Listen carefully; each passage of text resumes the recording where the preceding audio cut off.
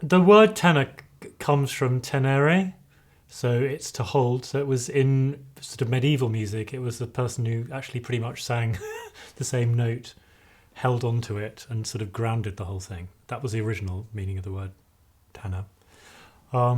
Through the beginnings of opera, the tenor takes on quite a sort of starring role. If you think about the first opera that's still in the modern repertoire that you still see in modern opera houses, it's Monteverdi's Orfeo. And Orfeo is, pretty often sung by a tenor. It was probably written at the tenor pitch.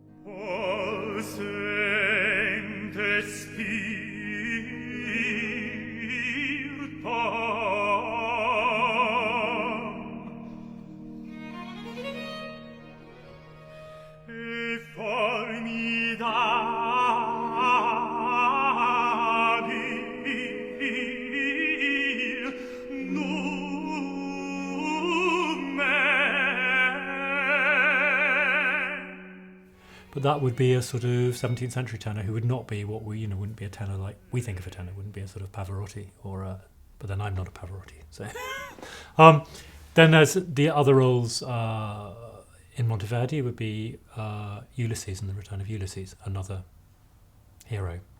But again, quite baritonal tenor, not with this access to the top of the voice, not particularly florid.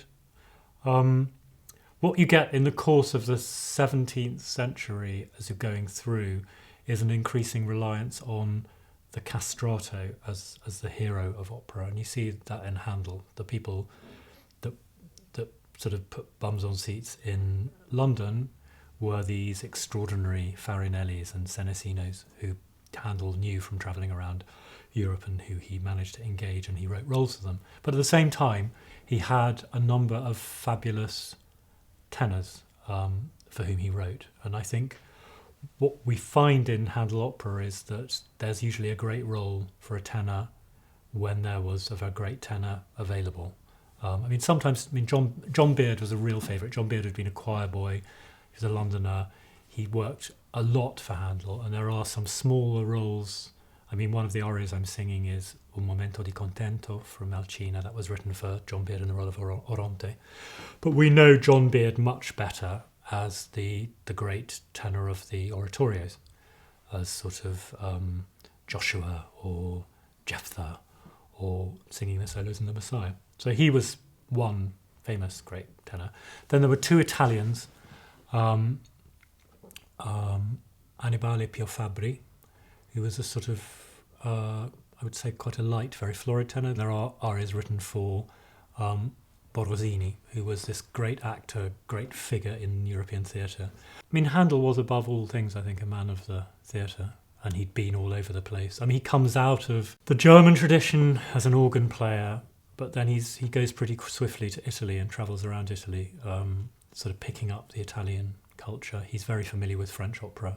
And what's so extraordinary about Handel's music is this fusion when he comes to London, and he spends all those years in London as a naturalised Englishman with this strange name. He's Georg Friedrich Handel, but in London he's George Frederick Handel. This mixture of the French, the Italian bravura tradition, and English, there's lots of Purcell in some of his music. But I find it wonderful to sing, to be a Londoner and to sing Handel in London, because you can walk the walks he walked. The Theatre Royal, Drury Lane, is there. Covent Garden Opera House is on the site of the Covent Garden Opera House where he performed. His house is still there, next to the house Jimi Hendrix lived in. And the church where he was, I think, was he a church warden? St George's Hanover Square is still there. So you can be where Handel was.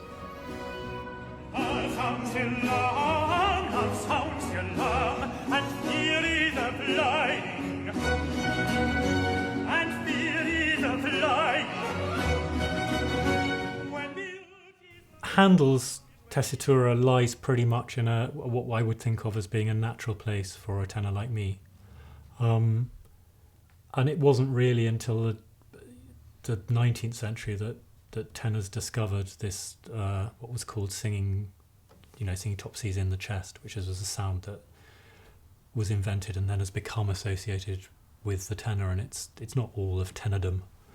And Rossini hated it. He said it sounded like a capon being having its throat cut. But I love it, but it's not me. I mean, Pavarotti is probably the greatest technical singer of modern times.